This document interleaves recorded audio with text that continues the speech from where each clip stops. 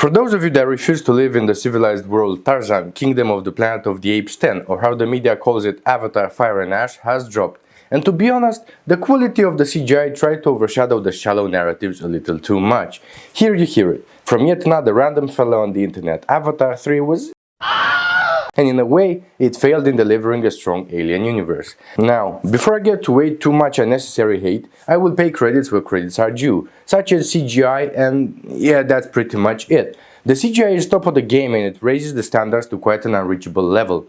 The simulations, the colors, the attention to visual detail, yeah, quite hard to beat. Okay, enough of praising, I scripted this video to be about bad, so let me get to bad. Avatar Fire and Ash didn't fail because it lacked ambition, it failed because it had too much ambition, which led to too many stories, and the bad part is that they're all so shallowly developed that we don't get to care about any of them. Here, I said it. Based on how little confrontation and conflict I got, I couldn't care less about anything that happened in the movie. Now, James Cameron has built a high-level expectation world with Avatar 1 and Avatar 2, and with such a different universe, many risks rise. James Cameron tried to give every major character their own narrative arc, and on paper, that sounds rich and full of bonding opportunities, right?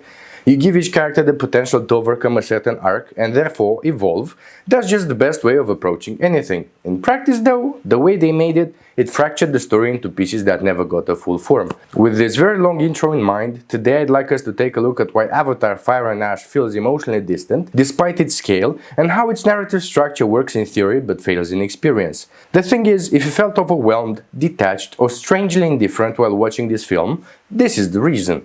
As a disclaimer, I'm not a professional and I can't promise that we'll take a deep dive into each pixel, so let's just settle for taking an average dive into the narrative world of Pandora. Robert McKee, a narrative theorist, wrote that story is not about the number of characters, but the clarity of desire. And this has been proven in many movies we know that have developed a strong story amongst 2 or 3 characters. Whether we talk about Batman, where we have 2 or 3 characters, or Dune, where we also have 3, 4, 5 characters, or Lord of the Rings, they're all happening quite tightly developed and immersive. Now, in Avatar's case, with the amount of lore drop happening in nearly an instant, it's nearly impossible for us to pinpoint the narrative focus. Instead of one dominant spine with supporting arcs, the film runs multiple parallel storylines. We have Jake and his love-hate relationship with Pandora's situationship with the humans, Neytiri and her ultimate traditional aims, Loak and his wish to prove himself, Kiri that somehow manages to become a demigod without much trial and error, Spider that's basically Tarzan, Varang that wants to take over the planet, and the lieutenant that is lost in time and space, and many more. Each of those plots could make a movie on their own, but when you put them together, they dilute Pandora's universe. And this dispersion of time screen, actions, and immersion made me feel like the movie was, from a narrative perspective, not visual perspective, quite average. Let us begin with the protagonist, Jake Sully, the contradiction at core. Jake's stated goal is clear. He intends to protect Pandora, preserve Na'vi ways, and resist human influence. Yet his behavior contradicts this constantly. He seems to have nearly zero connections with the Na'vi ways when it comes to symbols, language, activities, rituals, so on and so forth. And okay, maybe he's a first generation and he was too old to adapt or whatever, but he also raised his children outside of the Na'vi ways. They speak so much human dialect that they sound more like children at a family function instead of hybrids between an alien species and humans. And they also use human logic which is visible at all times. And they show very little to no evidence of Na'vi rituals, language, and worldview. This creates quite a strong narrative paradox. Jake wants Pandora to remain untouched, but raised his family as if human culture has already colonized it. Narrative theorist McKee once again would call this a failure of action alignment. What a character does is who they are, not what they say. The film never seemed to confront this contradiction. It lets it exist without consequence. With this in mind, it just seems like Jake's narrative doesn't evolve, it just loops. Now to the partner, Neytiri. She's one of the strongest characters in the entire Avatar saga, precisely because she was consistent. Her worldview has always been clear, anti-human, spiritually rooted, and uncompromising. And that constancy was narratively powerful, always keeping you on edge about how she's gonna tackle any given situation. Until the end. Suddenly, Neytiri is willing to sacrifice the entire Na'vi way to protect Spider. This issue is what made Neytiri feel poorly treated. She didn't have the moments of tension, unless we take into consideration the view when she washes her face with paint, which maybe was considered to symbolize the blood that's on her hands. Neytiri didn't have time to develop her change. Her arc didn't bend, it just snapped, and that felt bad. Maybe giving more than 5 seconds for her arc shift could have worked. A monologue, a sequence of back and forth that lasts a couple minutes and shows the pressure. Maybe that would have helped. Underdeveloped. With the parents covered, we can take a bit of a look at the children. Let's begin with Loak, the average rebel, a classic arc. He started by feeling underappreciated, goes wild into his finding yourself behind the camera's action, and comes back a true man. I'm assuming you have all watched the movie, so there's no need for a recap. Here's the issue with Loak. His transformation is not proportional for his struggle.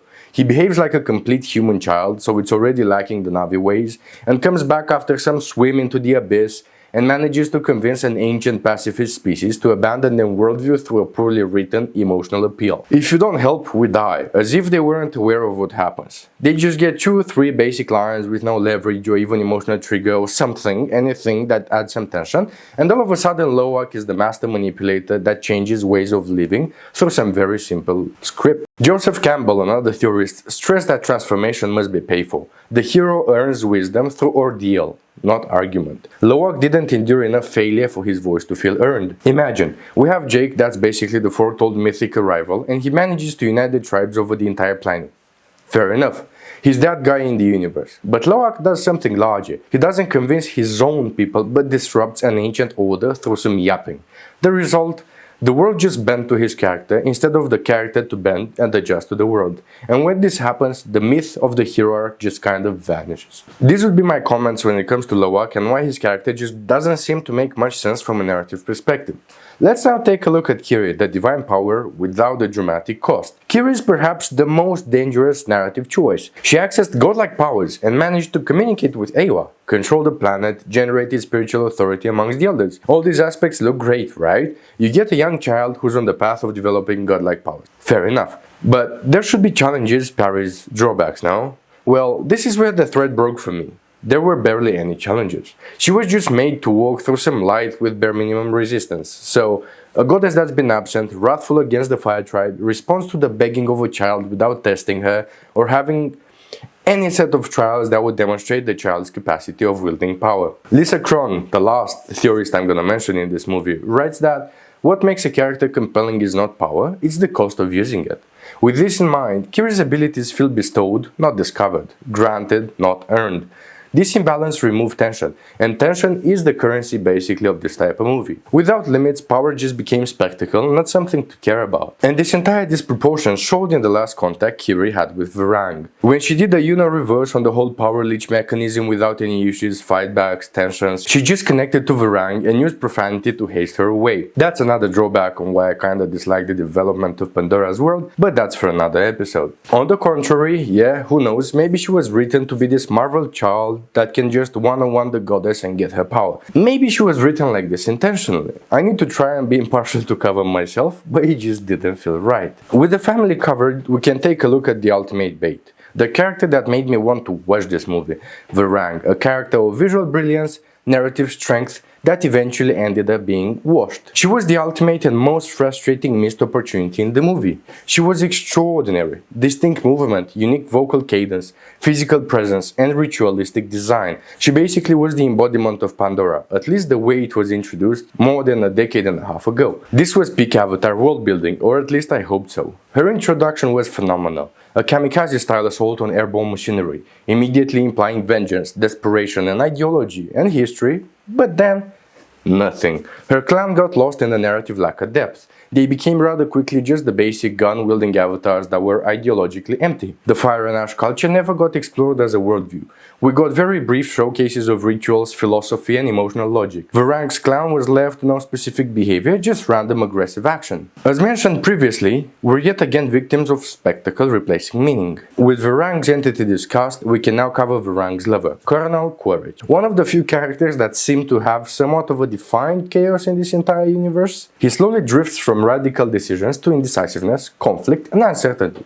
And unlike the other characters, the film allows that. Quaritch is torn between the world he comes from and the world his son leans towards. His identity is foggy, and that allows for a believable amount of uncertainty. This uncertainty is narratively rich, but still underused. Instead of becoming a central moral axis, Quaritch drifts, never fully transforming, never fully collapsing, which maybe are elements that are to be seen in the next movie. Who knows? Maybe we're expecting Quaritch to take a 180-degree turn against humans in the 4th upcoming movie. Last, yet most important character in the movie, Spider. He's adaptable, human, ruthless, and slowly, Avatar 3 seems to become a Tarzan chicken invaders instead of a world-building exercise around Na'vi. Spider's emotional struggle goes around belonging, survival, and identity, which can be compelling cues when not used disproportionately. Other arcs bend to accommodate for Spider's adaptation, the film shifting from mythic sci-fi to something fully human-centric. That could work if the movie was meant to have that golden thread, and not a different alien species. To summarize the issue I've been yapping about, this is it: the confusion between complexity and depth. Complexity is usually associated with many arcs, many characters, and many themes, whilst depth is sustained conflict, consequences, and internal change. Having one without the other makes everything seem thin. And this is what Avatar 3 did for me. Yes, it was a visual spectacle. Yes, I was drooling for the entire movie due to the CG immersion, but the story left me questioning if this series becomes a down spiral towards lame movies with just pretty spectacle visuals. As a closing though, this narrative overload didn't just weaken characters, it just weakened the whole world-building aspect of Pandora. Themes, world elements, emotional payoff, it all became very shallow and hard to care for. In the next video, I would like to talk about how Avatar lost its sense of ritual and process, and why that makes Pandora feel less ancient, less lived in, and less real. If you felt that something was off with Avatar 3 but couldn't quite name it, this series is for you. This has been Block Loop. Until we meet again.